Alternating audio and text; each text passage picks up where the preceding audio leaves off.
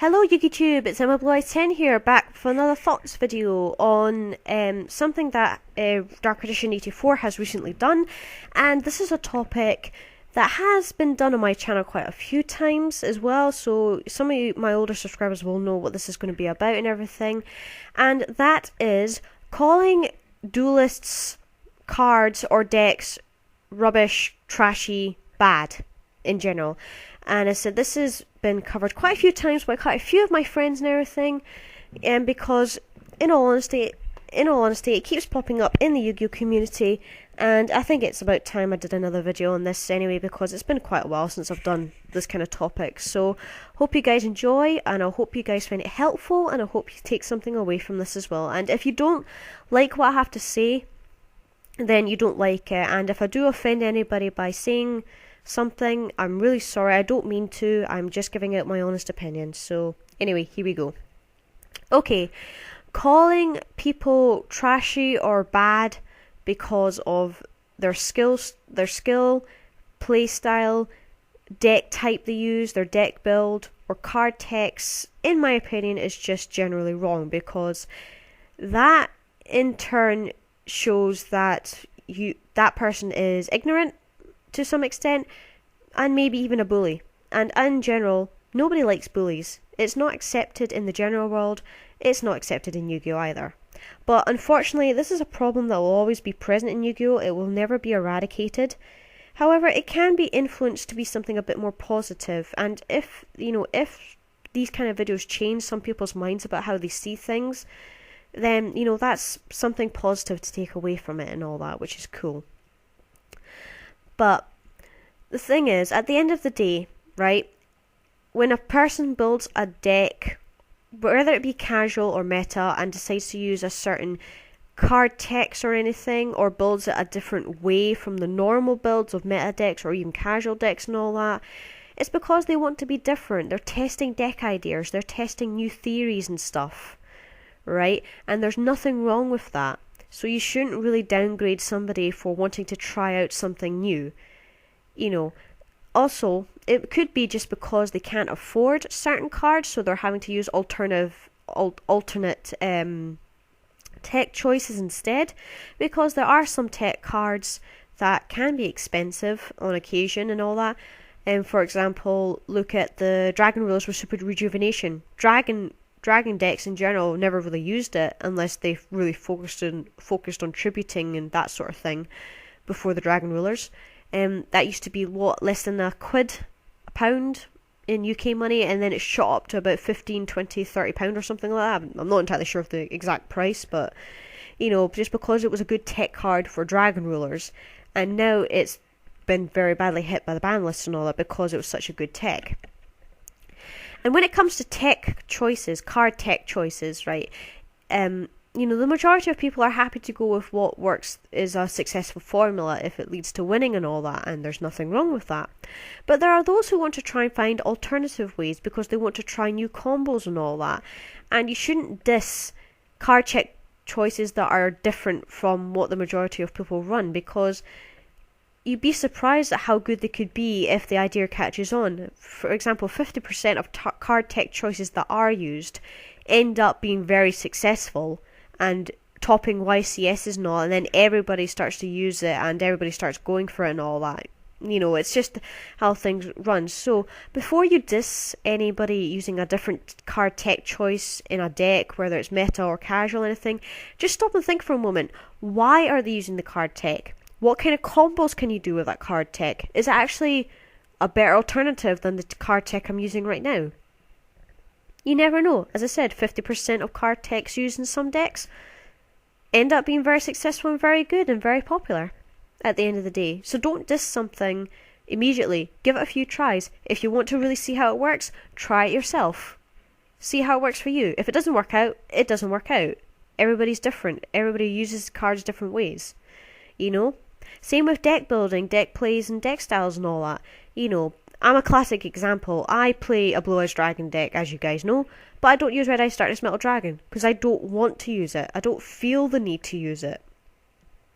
And yet there are a lot of Dragon players who still say Red Eyes Darkness Metal is the shiz, it is the card to make a Dragon deck. The thing is, Not really. There's loads of different card choices out there to make very good dragon decks. I mean, look at Dragon Rulers.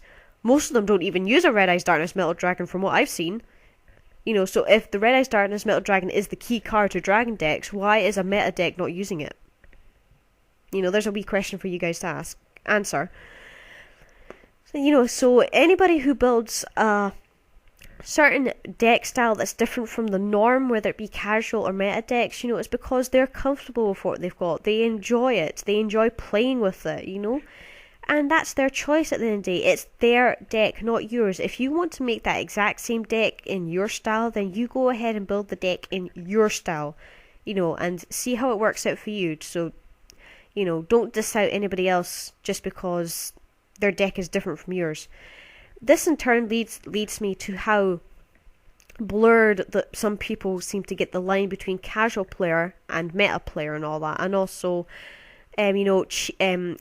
budget decks and expensive meta decks and everything, I suppose you could say.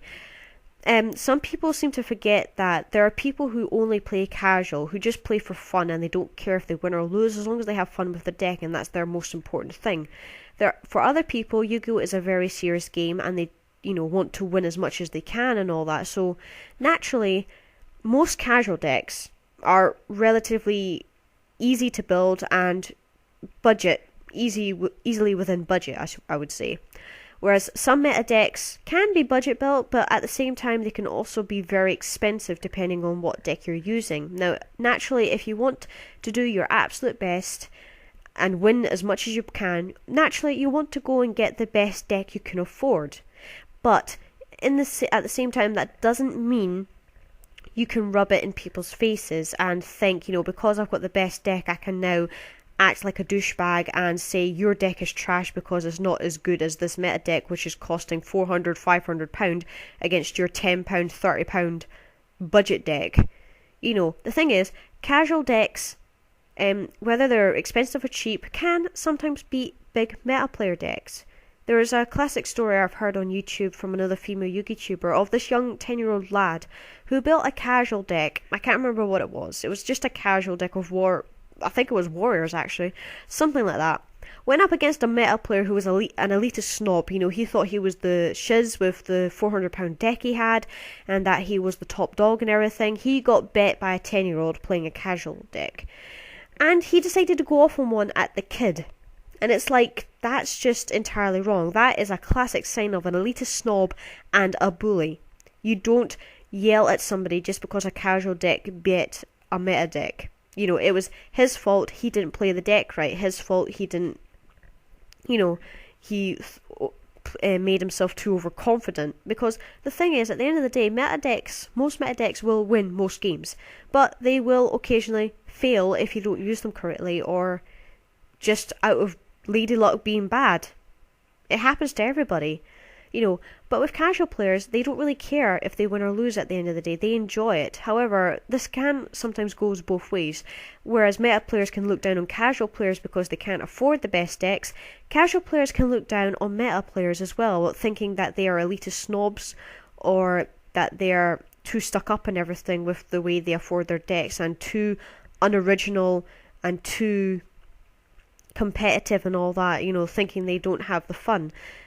It can go both ways of how each side can not like each other and call each other bad or trashy just because they use the best decks available or have a cheap alternate deck that doesn't win so much. But the thing is, a lot of people, and I think you guys will agree with me on this, play in the middle. They can be both casual and competitive at the same time. I play casual and I can play competitively.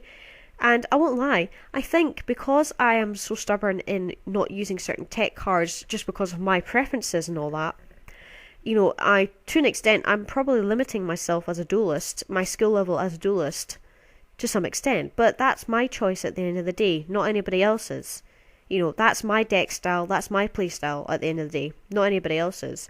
And I respect both sides. The meta players want to be really good and all that because unlike Magic the Gathering, Yu-Gi-Oh! Is not a money-orientated game or anything like that at all. Which is a pity, really, because I think, I don't know if it would be good for the game if there were actual cash prizes and all that, But it would be nice to see that sort of thing happen, because there are people who could make a living out of this quite easily. And, like Magic the Gathering, there's people who get paid for just turning up at certain events just because they're that good of a player. But anyway, I'm getting off on topic here. So both sides of the coin can argue against each other. Casual players can see meta players as bad and trashy just because they're using super competitive decks that win all the time and they don't seem to have fun. Whereas meta players can think of casual decks as bad and trashy because they don't win all the time. They don't win, or they're just having fun, which is not as important as winning and all that. It's both sides of the coin here that happens. But at the end of the day, nobody should call anybody bad or trashy or rubbish or anything like that. Because at the end of the day, it comes down to skill and luck and confidence and perseverance and all that, right? From my own personal standpoint. There's nothing wrong with being a casual player and just having fun and doing your absolute best. In the competitive sense, there's nothing wrong with wanting to do your absolute best all the time. If you want to win every time, then that's a goal you can have, but you don't need to be nasty about it or an elitist snob about it or anything.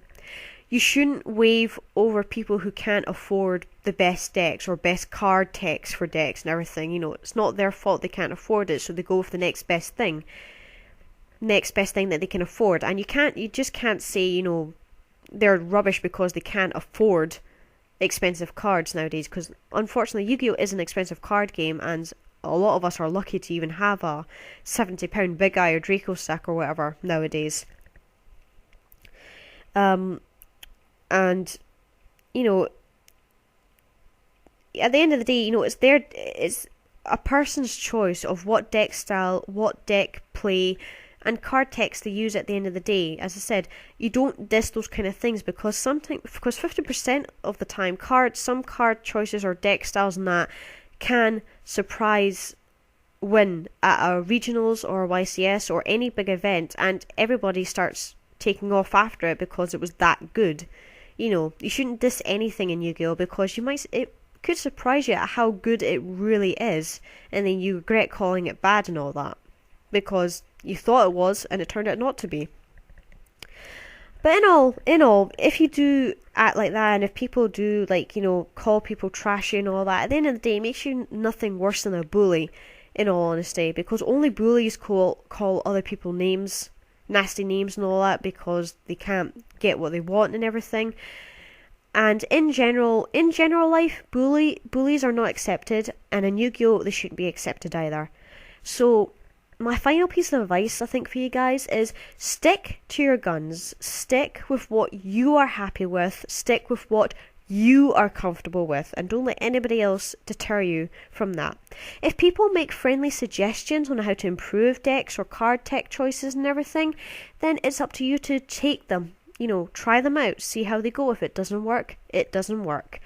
But you should never let anybody dictate to you how to build your deck or how to do this or that. It's your choice at the end of the day, nobody else's. And if someone is really getting on at you for not having a certain deck style or anything, prove them wrong each time by continuing to use the stuff your way. Because at the end of the day, the bully gives up. That they can't win the war. That's how I see it.